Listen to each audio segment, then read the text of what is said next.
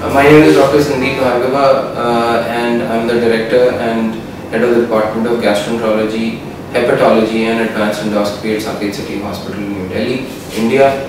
I'm a fully trained transplant hepatologist from the United States, having completed a one-year liver transplant fellowship at Columbia University College of Physicians and Surgeons in New York. There is a renewed and wide interest in liver diseases, especially in India and surrounding countries. The prevalence of acute hepatitis such as hepatitis B and C, both vertically transmitted as well as being blood-borne or blood transmitted or human secreta transmitted diseases, the prevalence is very high in this region. There is also a great amount of interest now in what we call fatty liver disease. The extent of fatty liver disease can be all the way from an ultrasound showing a fatty liver to having cirrhosis and a need for liver transplantation in fatty liver disease.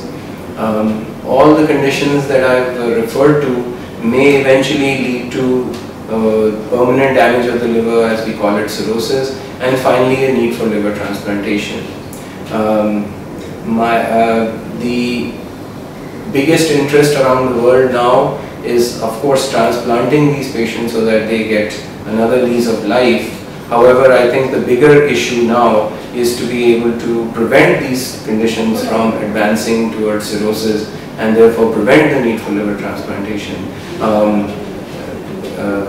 The number of livers available, both donated livers as well as obtaining livers from family members, is relatively limited, and therefore our efforts should predominantly be in the prevention of hepatitis B, prevention of hepatitis C, and aggressive treatment of both these conditions as well as aggressive treatment of fatty liver disease or alcoholic liver disease for that matter, so that patients can be prevented from progression to cirrhosis and further on to the complications such as cancer as well as complicated cirrhosis and need for liver transplant.